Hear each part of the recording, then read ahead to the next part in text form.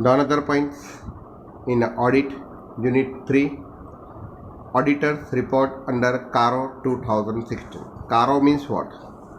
Companies Auditors Report Order 2016.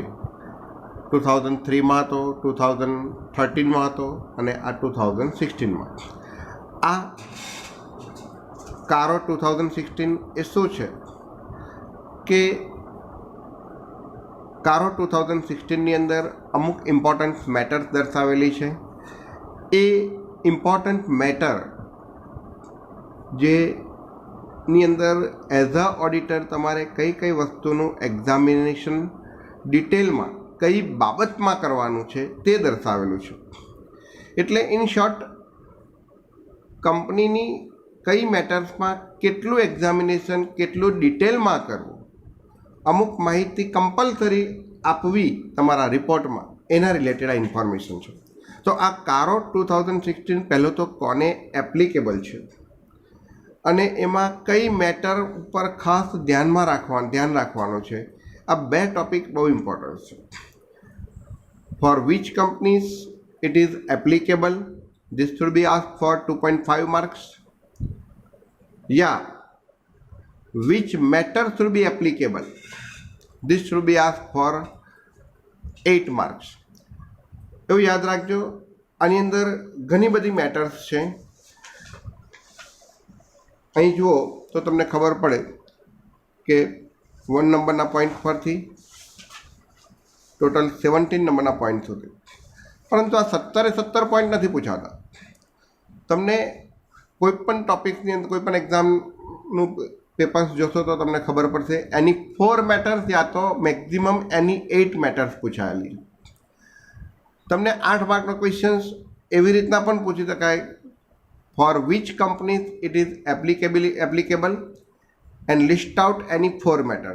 એટલે કે જ્યાં એપ્લિકેબલ છે તે લખવાનું અને જે મેટર 17 બતાવી એમાંથી ફક્ત 4 લખવાનું. અધરવાઇઝ લિસ્ટ આઉટ એની 8 મેટર, એકલું 8 મેટર્સ જ પૂછાય તો 17માંથી 8 લખવાનું. એટલે તમે સમજી શકો છો કે મેક્ઝિમમ 10 મેટર્સ તમને આવડે તો ઇનફ છે. અને હું એ 10 પાછળ વધારે એક્સપ્લેનેશન આપીશ, બાકી બધું તમને સમજાવી દઈશ. તો ફર્સ્ટ ઇઝ આ CARO 2016 એ ક્યાં એપ્લિકેબલ છે. ક્વેશ્ચન આ રીતના પૂછાય, what types of the companies are specially exempted from application of CARO? Which companies are not follow CARO 2016? Its meaning is that. So CARO 2016 applicable to all the companies, including the foreign company. But some exceptions is given 1 to E point. Means for these companies it is exemption. They are not allowed to apply CARO 2016.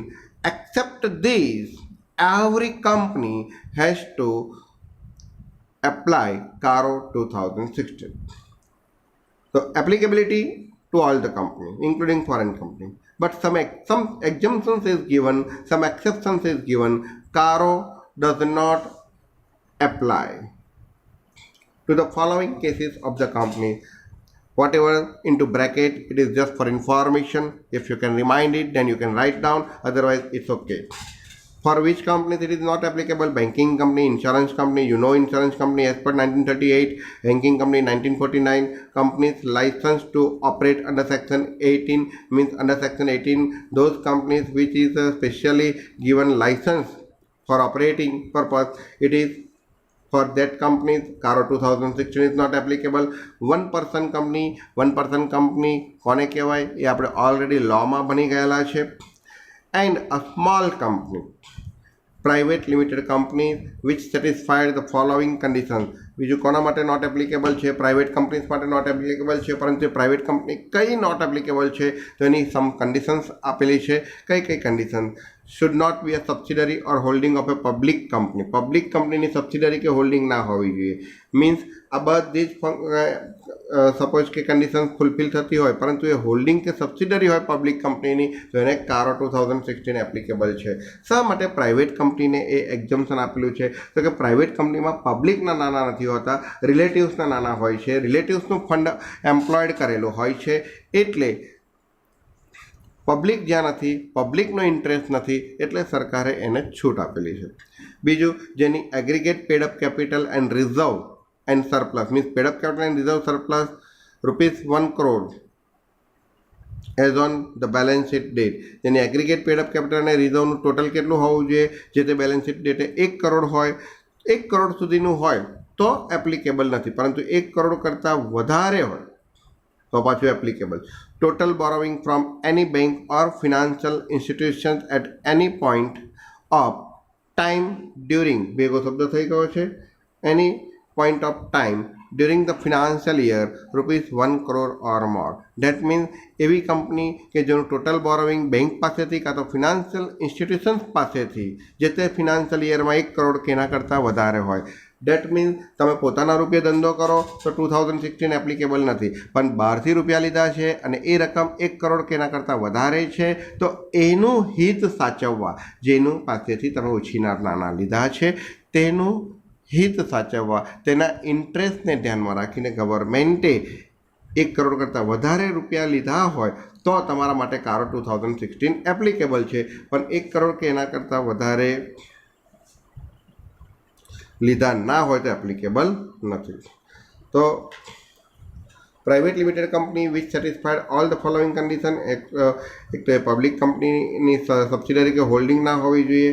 બીજું, aggregate paid up capital ₹1 crore હોય, 1 crore કે એના કરતાં વધારે borrowing હોય, total revenue as disclose in the financial statement not exceeding ₹10 crore. અહીંયા શબ્દ લખવાનો છે નોટ એક્સિડિંગ ₹10 crore. તો આ જે કંપનીઓ છે એને એપ્લિકેબલ નથી.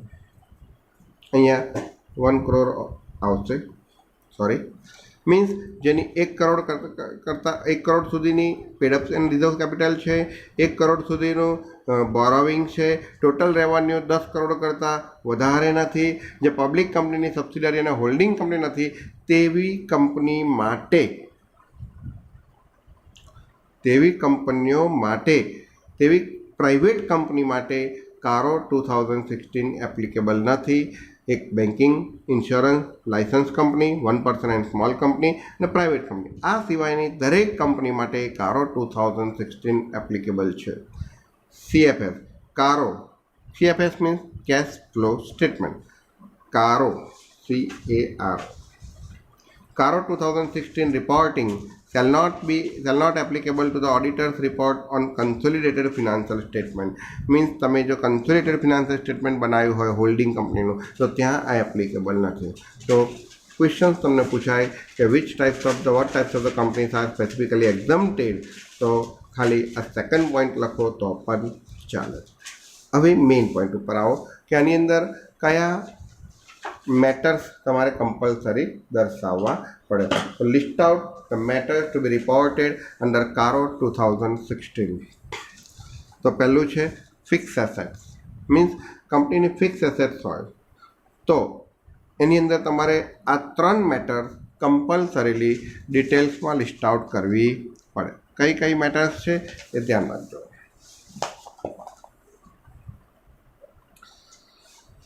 Weather proper record, whether the company is maintaining proper record, તમારે લખવું પડે એઝ અ ઓડિટર કે કંપની પ્રોપરલી રેકોર્ડ મેન્ટેન કરે છે કે નહીં.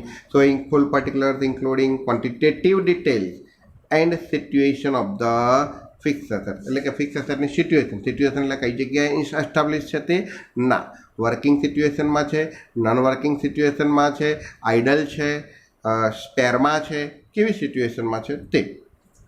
એટલે ફિક્સ એસેટમાં પહેલાં તો તમારે એઝ અ ઓડિટર એક્સપ્લેન કરવું પડે પ્રોપર રેકોર્ડ્સ મેન્ટેન કરેલા છે. બીજું, whether this fix assets have been physically verified by the management at the reasonable interval. એટલે કે કંપનીનું મેનેજમેન્ટ આ જે ફિક્સ એસેટ જ્યાં જ્યાં છે, કંપનીની ઘણી બધી બ્રાન્ચીસ પણ હોય તો ત્યાં એ ફિઝિકલ વેરિફિકેશન કરે છે.